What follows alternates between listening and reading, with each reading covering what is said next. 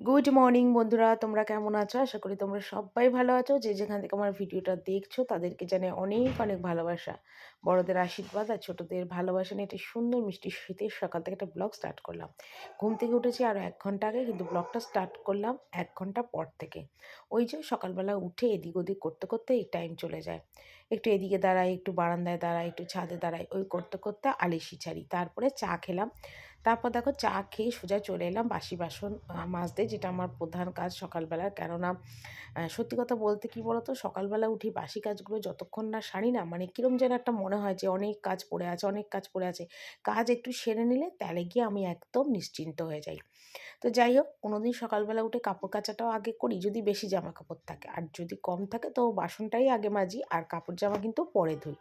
তো আজকে কাপড় জামা অতটা বেশি নেই। তো সেই জন্য আগে চলে এলাম সকালবেলাতেই বাসনটা মাজতে। বাসন মাজা, ডাস্টবিন ফেলা, তারপর রান্নাঘরটা মোছা, এইসব টুকিটাকি কাজগুলো আগে সারবো। তারপরে তো আবার জামাকাপড় কাচার বেলাটাও আছে, ব্যাপার আছে। তারপর তোমাদের দাদাভাই গেছে বাজারে, কখন আসবে জানি না। ও আস্তে আস্তে আমার কিন্তু কাজ কমপ্লিট করে নিতে হবে। কারণ এই এসে যদি দেখে যে এখনও রান্নাঘরের কাজই কমপ্লিট হয়নি, বলবে কখন রান্না করবে, কখন কি করবে, এইসব বলবে। তো যাই হোক, বাসন-কোসন মেজে সোজা চলে এলাম ছাদে। আর ছাদে দেখতে পাচ্ছ কতগুলো জামাকাপড় আছে, সেগুলো আগে কেচে মেলে দিচ্ছি। আর বাবুকে বললাম, "বাবু, তুই একটা কাজ কর, আমার সাথে একটু ওপরে চল।" তো বাবু আমার সাথে ওপরে এলো। আরও কেন এলো বলো তো? আমি তো একেবারে স্নান-টান করে নিচে যাব। তো ওকে বললাম, "বাবু, আমাকে ২ টো নাইটি দিয়ে যা। মানে একটা পরার, একটা গা মোছার জন্যে।" তো অনেক সময় কি হয়, ছাদে জামাকাপড় যখন তুলি তখন কিন্তু সমস্ত নাইটি শুকিয়ে গেলে নিচে নিয়ে চলে যাই। মানে আমার ঘরে নিয়ে চলে যাই। তো সেই জন্য আর ওপরে ৩ তলার কোনো নাইটি থাকে না। যখন থাকে না তো তখন আমি বাবুকে বলি আমাকে ২ টো নাইটি দিয়ে যায়। একটা পরার, একটা গা মোছার জন্যে। তো যাই হোক, তো সেইজন্য ওকে রোজই মানে বেশিরভাগই বলি যে নাইটিটা দিয়ে যা। তো ওই নাইটিটা দিতে আসলে তখন আমি ওকে একটু বলি ভিডিওটা করে দে। তো সেটাই দেখো করে দিচ্ছে। আর ছাদে আমাদের প্রচণ্ড রোদ। আর সত্যি কথা বলতে কি বলতো, ছাদে কাচলে না অতটা কষ্ট হয় না, ঠান্ডাটা অতটা লাগে না। আর বাথরুমে কাচলে এত ঠান্ডা লাগে, এত ঠান্ডা লাগে তোমাদের আর বলে বোঝাতে পারবো না। তো যাই হোক, আমি গরম জলটা বসিয়ে দিয়েছি, আর গরম জলটা বসিয়ে একদম মানে জামাকাপড়গুলো কেচে নিচ্ছি। আর তাহলে আমার মানে কাপড় জামা কাচতে কাচতে গরম জলটাও হয়ে যাবে। তবে যাই বলো, এখন শীতকালে কিন্তু গরম জলটা হতেও কিন্তু অনেকটাই দেরি হচ্ছে। মানে এত তাড়াতাড়ি কিন্তু এখন গরম জলটা দেখছি হচ্ছে না। মানে আগে যেমন কি হতো যে ১০ মিনিটের মধ্যে গরম জল হয়ে যেত, এখন কিন্তু ১০ মিনিটের মধ্যে একদম গরম জল হচ্ছে না। একটু লেটই হচ্ছে গরম জল হতে আর কি। যেহেতু ঠান্ডাটা প্রচণ্ড পড়েছে ডিসেম্বর মাসে, বুঝতেই পারছো ডিসেম্বরে তো প্রচণ্ডই ঠান্ডা। আর মোটামুটি ডিসেম্বরের ৩-৪ তারিখ থেকে আমাদের কলকাতায় এবার প্রচুর ঠান্ডা পড়েছে। নয়তো ডিসেম্বরের মোটামুটি ১০ তারিখের পর থেকে ঠান্ডাটা পড়ে। কিন্তু এবার দেখছি একদম মানে ঠান্ডাটা পড়ে গেছে ৩-৪ তারিখ থেকে। প্রচণ্ড ঠান্ডা পড়ছে। তো সকালের দিকেই যে জন্য রোদে রোদেই কাজগুলো সেরে নিই, যত জলের কাজ। কেন আমার কিন্তু সারাদিনের সংসারের কাজ বলতে জলের কাজটাই কিন্তু আমাকে বেশি করতে হয়। তো সেই জন্যে মানে কি বলবো তোমাদের, মানে জলের কাজটাই আমি তাড়াতাড়ি সারি। তারপর দেখো ওখান থেকে চলে এলাম, আর স্নান করেছিলাম। তো স্নান করেছিলাম বলতে কি, পুরো চুলটা না আজকে মাথার একদম ভিজাইনি, শুধু মাথার চাঁদিনাটা একটু ভিজিয়েছিলাম। কারণ দেখছি পুরো চুল ভেজালে চুল শুকোচ্ছে না। আর যেহেতু রান্নাঘরে রান্না করতে যাব তার জন্যে কিন্তু চুলটা আমি বেঁধে রাখতে হচ্ছে। তো সেই কারণের জন্যে কিন্তু চুলটা আমি মানে মাথাটা শুধু মানে তালুটা আর কি ভিজিয়েছিলাম। তা ছাদে দাঁড়িয়ে একটু নাড়াচাড়া করছিলাম চুলটা, তো চুলটা শুকিয়েও গেছে। আর ভেজা চুল রাখলে আর আমার প্রচণ্ড ঠান্ডাও লেগে যায় আর মাথার যন্ত্রণা করে। তো সেই জন্যে চুলটা একটু শুকিয়ে এলাম। এসে দেখো এখানে চুলটা একটু আঁচড়ালাম, সিঁদুর পরবো, এইসব টুকিটাকি যেগুলো আর কি হয় তাই আর কি। মুখটা ফেস ওয়াশ দিয়ে ধুলাম, আর প্রচণ্ড মুখটা না টানও লাগছিলো। তো একটু ইচ্ছা হলো একটা মাথায় কপালে না টিপ পরি, তো সেই জন্যই দেখো টিপও পরলাম। সাজগোজ করতে আমি খুব ভালোবাসি, ফিটফাট থাকতেও আমি খুব ভালোবাসি, কিন্তু সত্যি কথা বলবো কি বলতো, সময়ের জন্য না কিছু করে উঠতে পারি না। আর চান টান করে না মানে ছাদে সেভাবে রোদে বসতে পারি না, তো বেশ ঠান্ডা লাগে। তো তো দেখো ওপরে তো মোজা পরার টাইম হলো না, তাই চলে এলাম রান্নাঘরে মোজা পরতে। আর কী বলবো, আর তোমাদের সত্যি কথা বলবো, তোমাদের বললে না তোমরা হাসবে। আমি না প্রায় ২০ বছর পর পায়ে মোজা পরছি। আর কি বলবো তোমাদের, লোকে তো প্রতি বছর শীতকালে মোজা পরে, আমার কিন্তু মোজা থাকে মানে আছে ঘরে, কিন্তু আমি কিন্তু মোজা পরে উঠতে পারি না। আমাকে কিন্তু মোজা পরলাম আজকে প্রায় ২০ বছর, মানে বিয়ে হয়েছে আজকে ২০ বছর, আর ২০ বছর ধরে মোজা পরি না। কারণ কি বলো তো, ওই বাথরুমে গেলে আবার মোজা খুলতে হবে, পরতে হবে, ওই জন্য আমি মোজা পরিই না। তো যাই হোক, এত ঠান্ডা লাগছিলো আর পাগুলো এত ঠান্ডা হয়ে গেছে, মানে সকাল থেকে জলের কাজ করছি তো, মানে পাগুলো আর হাতগুলো এত ঠান্ডা হয়ে গেছে যে বাধ্য হয়ে আমি মোজাটা পড়লাম আর কি। তো দেখো তোমাদের দাদাভাই বাজারও করে নিয়ে এসছে, কারণ নিয়ে এসছে দেখো হাঁসের ডিম, আর নিয়ে এসছে ময়দা, মুসুরির ডাল, আর এটার মধ্যে এনেছে পেঁয়াজ আর রসুন। তো তোমাদের খুলে দেখাতে পারলাম না, কারণ এক হাতে তো আর প্যাকেটের গিট্টিটা খোলা যাবে না। আর এখানে দেখো কত বড় একটা পেঁপে নিয়ে এসছে, দেখো কি সুন্দর ছোটো ছোটো দুটো ফুলকপি নিয়ে এসছে, মানে একদম ছোট। তো আর এখানে এনেছে কটা শিম, আর নিয়ে এসছে দেখো কাঁচা লঙ্কা, আর তারপরে দেখো নিয়ে এসছে অনেক কিছু মুদিখানা। তো তোমাদের দাদাভাইকেও আজকে দেখিয়ে দিলাম, কারণ তোমরা হয়তো ভাবতে পারো যে আমার বরকে তো কোনো সময় অন ক্যামেরা আনি না। তো যাই হোক, একটুখানি লুকিয়ে চুরিয়ে ভিডিওটা কিন্তু তোমাদের কাছে শেয়ার করেই দিলাম, তোমাদের দাদাভাইকেও দেখিয়ে দিলাম। আর এখানে দেখো সব রকমের মশলা গুঁড়ো নিয়েছে, হলুদ, জিরে, ধনে, কাশ্মীর লঙ্কার গুঁড়ো, গরম মশলা, ভীম বাট, তারপর চাল, চিনি, তারপর দেখো এখানে বাতাসা নিয়ে এসছে, মানে এটা ঠাকুর ঘরের যদিও বাতাসা, হাত ধোয়ার জন্য লাইফ বয়, কারণ আমাদের সবাই হাত তা লাইফ বয় দিয়েই ধোয়। আর নিয়ে এসছে এখানে সর্ষের তেল। তো যেগুলো এনেছে সেগুলো তোমাদের একটু দেখিয়ে দিলাম। তো তারপর দেখো আমি রান্নার তোড়জোড় শুরু করে দিয়েছি। তো ডিমের ঝোল হবে আলু দিয়ে, আর এখানে শিম দিয়ে আলু দিয়ে মাছের ঝোল হবে, কারণ আমার শাশুড়ি আবার ডিম কিন্তু খায় না, আর পেঁয়াজ রসুনও খায় না। আর সেই জন্য ওনার জন্যে যখনই মানে আমাদের ডিম টিম হয় তখন ওনার জন্য একটা করে মাছ নিয়ে আসে। তো সেই মাছটা নিয়ে এসে, তো উনি বললো যে মাছ দিয়ে শিম দিয়ে ঝোল করো, পাতলা করে হালকা করে আঝালা মানে ঝোল করো। তো সেই জন্যই শিমটা কেটে নিচ্ছি, আর সব শিম দিইনি, কারণ দুটো মতো মাছ এনেছে, তো দুটো মাছে তো এত শিম লাগবে না। তো কিছুটা শিম আমি আবার তুলেও রাখলাম, আর অল্প কটা শিম দিয়ে আলু দিয়ে মাছের ঝোলটা করবো আজকে। তো এখানে দেখো ডিমের ঝোলের জন্য আলু টমেটো কেটেছি, এখানে রসুন আদা জলে চুবিয়ে রেখেছি, আর এখানে দেখো শিম আলু কেটেছি, দুটো মাছ এনেছে আমার শাশুড়ির, কারণ ডিম খান না ওই জন্যে। তো শিম আলু দিয়ে মাছের ঝোল হবে, পেঁয়াজের কেটে রেখেছি, মানে কিছুটা হয়তো রান্নায় দেবো, কিছুটা থাকবে। আর এখানে দেখো ডাল সিদ্ধ বসিয়েছি, গরম হয়ে গেছে, ছ্যাঁকা খেলাম কি এই যে ডাল বসিয়েছি, আর ডিমটা পুরো সিদ্ধ বসাবো আপাতত এখন বাবুর জন্যে। আর ডিমের অমলেট করে ভাত দেবো। বাবুকে এখানে খেতে দিয়েছি ডিমের অমলেট দিয়ে ভাত, আর ডাল সিদ্ধ দিয়েছি, দিয়ে বাবুকে এখন খেতে দিয়েছি, আর ওদিকে ডাল সিদ্ধ ভাত এগুলো নেমে গেছে। আর এখানে দেখো শাশুড়ির জন্য মাছের ঝোলটা করছি, এই যে মাছ ভেজে রেখেছি, আর এখানে ডিম সিদ্ধ বসিয়ে দিয়েছি নুন দিয়ে, ডিমটা হতে থাক। আর এই যে মাছের ঝোলটার মধ্যে এবার মাছটা দিয়ে দিই, মাছের ঝোল এই যে শিম আলু দিয়ে ওনার মাছের ঝোল করে দিচ্ছি পাতলা করে, কারণ উনি এরকমই খাবে বলেছে, যেরকমটি বলেছে সেরকমভাবেই করলাম। তো চলো, মাছের ঝোলের শিমটা একটু শক্ত আছে আর আলুটাও একটু শক্ত আছে, তা ভালো করে ফুটুক, পরে নুন দেখে নামিয়ে দেবো, আর গোটা কাঁচা লঙ্কা দিয়ে করলাম।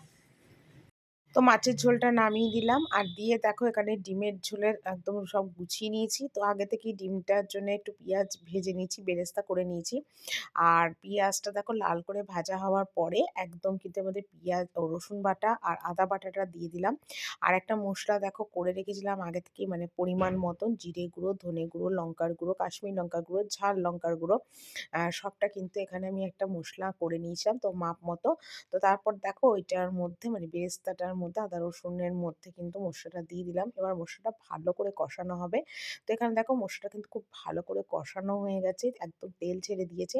তো তার মধ্যে দিয়ে দিলাম দেখো আগে থেকে ভেজে রাখা নুন হলুদ দিয়ে ডিমের ঝোলের আলুটা, আর কাঁচা টমেটো দিলাম। আজকে কিন্তু টমেটো সসটা দেবো না ভাবছি, যেহেতু একটা গোটা বড় টমেটো দিলাম।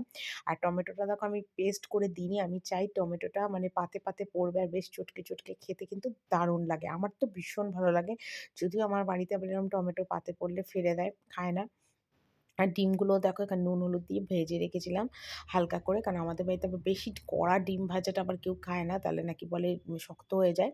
তো যাই হোক, এখানে ভালো করে মশলাটা দিলাম, নুন দিলাম, মিষ্টি দিলাম পরিমাণ মতো। তো পরে যদি লাগে পরে আবার দিয়ে নেব। আর আগে থেকেই কিন্তু গুঁড়ো গরম মশলাটা দিয়ে রেখেছিলাম, জানি না তোমরা খেয়াল করেছো কিনা, যেহেতু এক হাতে ক্যামেরাটা ধরে করছি, তো তো সেই জন্য আগে থেকেই দিয়ে রেখেছিলাম। আর আজকে কিন্তু ডিমের ঝোলটা সত্যি দারুণ হয়েছিল, আর এই যে তোমাদের বলে বোঝাতে পারবো না, এই ডিমটা যখন আমি কষাচ্ছিলাম পুরো যেন মনে হচ্ছে মটন কষা রান্না করছি, মানে কেউ বুঝতেই পারবে না যে এটা ডিমের ঝোল রান্না করছি, মানে সবাই আশপাশে যদি কেউ গন্ধটা পায় বলবে আমি মানে মটন কষা করছি, মানে এত সুন্দর গন্ধটা বেরোচ্ছিল। তো যাকগে দুধ মানে দুধের স্বাদ ঘোলে মিঠায় একটা কথা আছে না, যে মটন তো আর খাচ্ছি না, ডিমটা কি মটন ভেবে খেয়ে নেব। তো যাই হোক, মশলাটা এখানে সুন্দরভাবে কষিয়ে তারপর দেখো পরিমাণ মতন জল দিলাম, কারণ আলুটা একটু শক্ত শক্ত আছে, আর খুব একটা বেশি ঝোল আমি রাখবো না, মিডিয়াম মতন রাখবো। তো আলুটা সিদ্ধ হয়ে গেলে নুন মিষ্টি দেখে ঝাল দেখে তারপরে কিন্তু ডিমের ঝোলটা আমি নামিয়ে দেবো। তো এখানে এখন ঢাকা দিয়ে দেবো, আর ডিমের ঝোলটা হতে হতে ভাবলাম চলো সকালে যে বাসনগুলো মেজেছিলাম সেগুলো একটু গুছিয়ে নিই। তো সেগুলোই এখন গুছোতে চলে এলাম, কারণ কোনো একটা রান্না করতে করতে না তখন কোনো কাজ করা যায় না। তবে কিছু রান্না আছে যেগুলো মাছের ঝোল বসিয়ে দিয়ে বা ডিমের ঝোল বা ধরো ভাত বসিয়ে দিই, ডাল বসিয়ে দিয়ে মানে কিছু কাজ করা যায়। কিন্তু কোনো ভাজা টাজার কোনো কাজ হলে কিন্তু তখন গ্যাসের সামনে থেকে আসা যায় না, তাহলে কিন্তু রান্না একদম চটকে যাবে, মানে নষ্ট হয়ে যাবে আর কি, পুড়ে টুড়ে যাবে। তো সেই কারণের জন্যে ডিমের ঝোলটা বসিয়ে দিয়ে চলে এলাম এখানে বাসন গুছোতে। তো একবার রান্নাটা হয়ে গেলে তোমাদের দেখিয়েও দেবো ফাইনাল ডিমের ঝোলের লুকটা কেমন হয়েছে। আর আমি তো মানে সত্যি কথা বলছি, মাছের থেকে না ডিমটা খুব ভালোবাসি, আর মটনও খেতে কিন্তু খুব ভালোবাসি। কিন্তু আমাদের বাড়িতে যেহেতু ভোলে বাবা প্রতিষ্ঠা, সেই জন্য কিন্তু মটন ঢোকে না। এখন যাচ্ছি আমি ছাদে। ছাদে যাচ্ছি কেন, জামা কাপড় যে সকালবেলা সব কেচে ধুয়ে মেলেছিলাম, জানি না শুকিয়েছে কি না, কিচ্ছু আমি বলতে পারবো না। তো আপাতত আমি এখন এলাম ছাদে। ছাদে দেখো পুরো রোদ পড়ে গেছে, 4টে মানে পুরো রোদ পড়ে যাওয়া। আর এই মাত্র আমার রান্না কমপ্লিট হলো। তো চলো ছাদে জামা কাপড়গুলো তুলে নিই। না, নাইটিগুলো সব শুকিয়ে গেছে, বাবুর প্যান্টটা ভেজা আছে। এই হলো। আর এরপর যাবো খেতে, আজকে এখনো খেয়ে উঠতে পারিনি সকাল থেকে।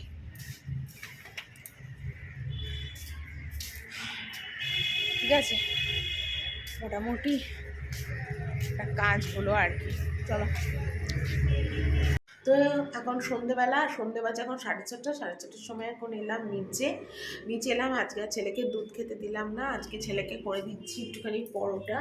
এই দেখো পরোটা বেললাম, দাঁড়া লাইটে ঠিক তোমরা বুঝতে পারছো না, এই জন্য ত্রিকোণ আকৃতির পরোটা বেললাম। আর যেখানে চাটু বসিয়েছি, আর ডিম কষা তো কড়াই রয়েছে, ডিম কষাটা জাস্ট একটু গরম করে দেবো। ডিম কষাটা গরম করে দিয়ে বাবুকে দিয়ে দেবো পরোটা ডিম কষা, কারণ বাবু না অনেকদিন ধরেই বলছে যে ডিম কষার পরোটা খাবো।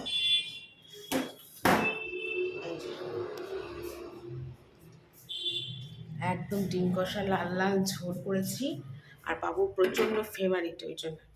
তো চলো পরোটাটা একটু ভেজে নিয়ে বাবুকে খেতে দিয়ে দিই, 6:30 বাজে।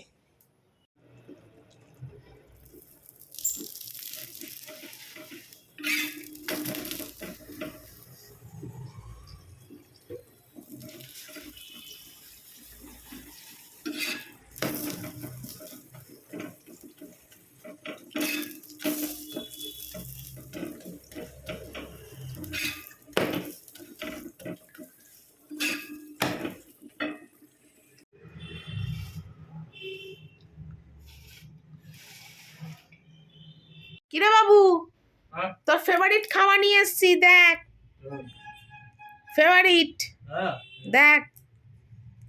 আর এই দেখো ঘড়িতে বাজে 6:45 বাজতে যায়। চল চল দেখ, উঠিয়ে দেখ আগে কি তোর ফেভারিট। ঠিক আছে, হ্যাঁ চল খেয়ে বল কেমন হয়েছে ডিমের ঝোল। ডিমের ঝোল কেমন হয়েছে খেয়ে বল।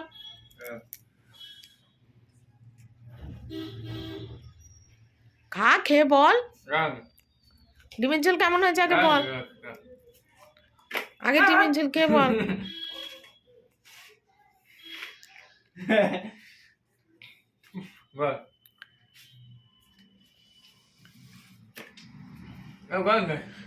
আচ্ছা আমি ছিঁড়ে দিচ্ছি, দাঁড়া আমি তোকে খাইয়েও দিচ্ছি, দাঁড়া।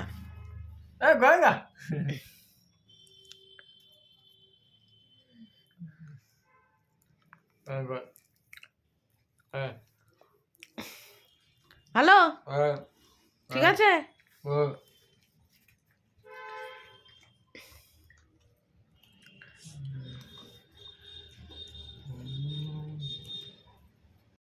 করে দিলাম, আলু ভাজা করে দিলাম, নিয়ে চলে গেল তোমাদের দাদাভাই।